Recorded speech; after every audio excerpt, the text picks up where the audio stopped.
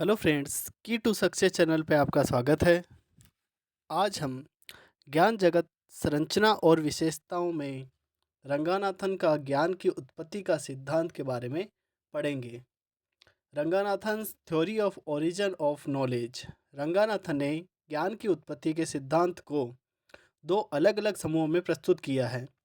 1950 के दशक के प्रारंभिक वर्षों से संबंधित ग्रंथों का एक समूह है और दूसरा पुस्तकालय वर्गीकरण पर रंगानाथन की रचना का तीसरा और अंतिम संस्करण प्रोलेगोमिना टू लाइब्रेरी क्लासिफिकेशन जो 1967 में प्रकाशित हुआ था। यहाँ पे हमें एक बात समझने की है कि प्रोलेगोमिना टू लाइब्रेरी क्लासिफिकेशन यह जो पुस्तक है यह है रंगानाथन द्वारा लिखी गई। इसका पहला संस्करण 1937 में, दूसरा संस्करण 1957 में और तीसरा संस्करण 1967 में प्रकाशित हुआ था। तो यहाँ से यह इम्पोर्टेंट है कि प्रोलेगोमिना टू लाइब्रेरी क्लासिफिकेशन जो पुस्तक है उसका लेखक कौन है, तो डॉक्टर एस आर रंगानाथन। इसका पहला संस्करण कब प्रकाशित हुआ था? 1937 में। दूसरा संस्करण कब प्रकाशित हुआ था? 1957 में। और तीसरा संस्करण 1967 में। हालांकि ज्ञान की उत्पत्ति मूल तत्व सिद्धांत वर्षों से काफ़ी स्थिर रहा। इसका दायरा और रूपरेखा 1950 के पहले फॉर्मूलेशन और 1967 में अंतिम परिवर्तन के बीच महत्वपूर्ण रूप से बदल गई, क्योंकि प्रोलेगोमेना में दिए गए सिद्धांत का संस्करण रंगानाथन द्वारा निर्धारित नवीनतम है। यह पहले वाले की तुलना में निश्चितता का अधिक दावा करता है। रंगानाथन के अनुसार ज्ञान में विचारों का ब्रह्मांड शामिल है। तो यहाँ से ये प्रश्न उठता है कि ज्ञान में विचारों का ब्रह्मांड शामिल है, यह बात किसने कही? तो रंगानाथन ने।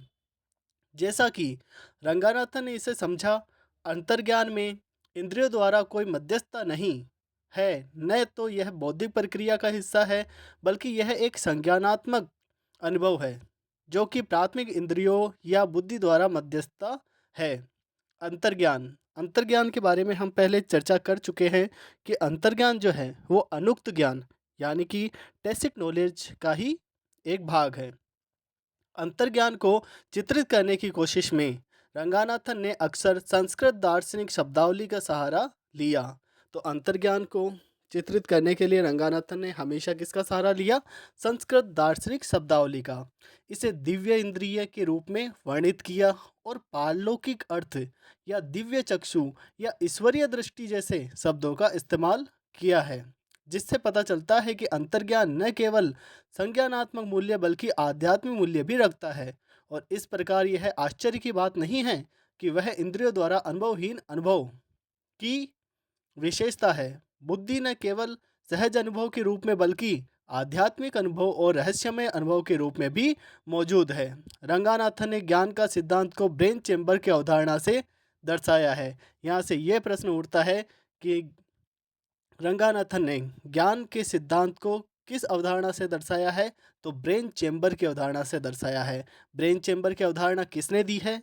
तो ब्रेन चेंबर की अवधारणा डॉक्टर एस आर रंगानाथन ने दी है।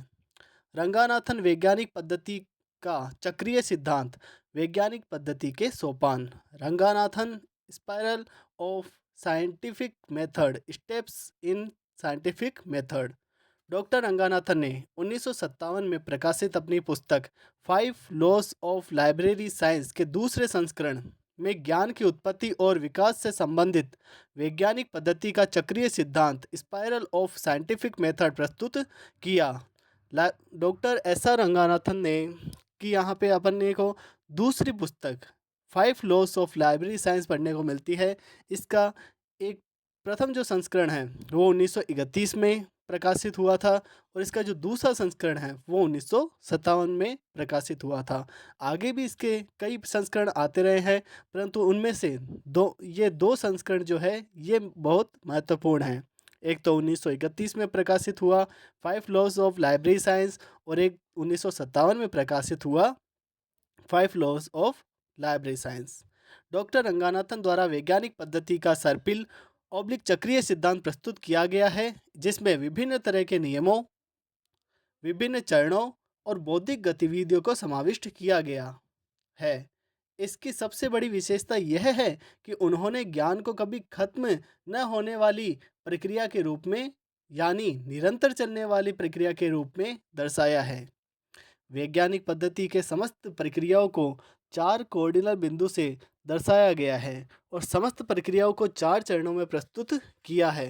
रंगानाथन द्वारा अपने चक्रीय या सर्पिल वैज्ञानिक पद्धति में निम्न 4 कोऑर्डिनल बिंदु का जिक्र किया है। अधोबिंदु नादिर, यह कार्य प्रारंभ का प्रारंभिक बिंदु है। इस बिंदु पर अनुभवों, अवलोकनों आदि से ग्रहण किए गए तथ्यों का संचय प्रकट किए जाते हैं।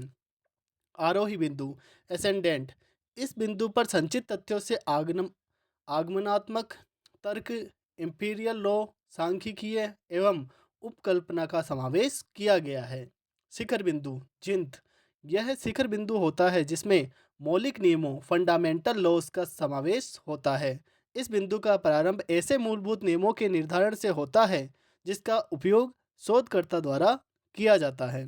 अवरोही बिंदु डिसेंडेंट, यह बिंदु निगमनात्मक नियमों डिडक्टेड लॉ के संचय को प्रकट करता है और ये नियम शिखर बिंदु पर सूत्रबद्ध किए गए आधारभूत सिद्धांतों से प्राप्त किए जाते हैं।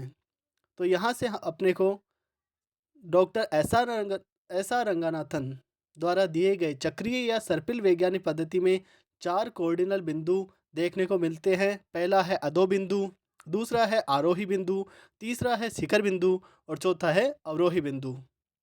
चरण स्टेप्स, रंगानाथन द्वारा अपने चक्रीय या सर्पिल वैज्ञानिक पद्धति में समस्त चरण को 4 भागों में विभक्त किया गया है।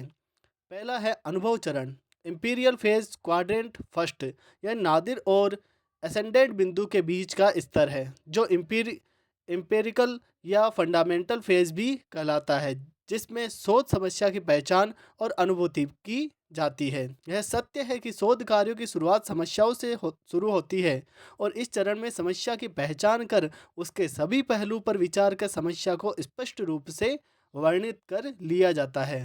तो समस्या की पहचान किस बिंदु पर किस चरण पे की जाती है? तो अनुभव चरण पे।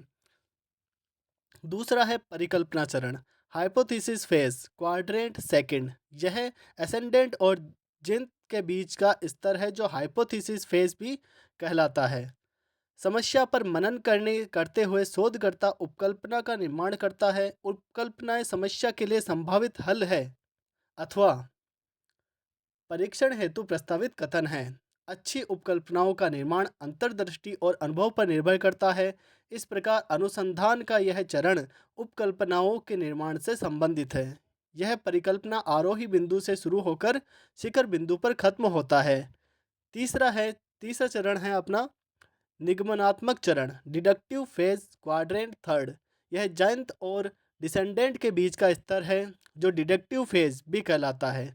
इस चरण में तार्किक निगमन के द्वारा अनुसंधान करता अपनी प्रकल्पनाओं से निष्कर्ष निकालता है जिसके परिणाम स्वरूप समस्या का स्वरूप भी बदल सकता है। इसके द्वारा वह इस निष्कर्ष तक पहुंच सकता है कि आंकड़ों के संकलन के लिए प्रयुक्त यंत्र और प्रविधि उपयुक्त या अनुपयुक्त है।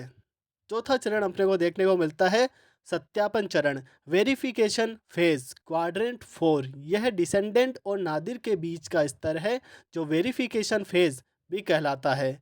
उपकल्पनाओं के परीक्षण से संबंधित निष्कर्ष निकले जाते हैं। इस अंतिम चरण में सिद्धांत और नियमों की जांच कर मूलभूत सत्यता तक पहुंचा जाता है।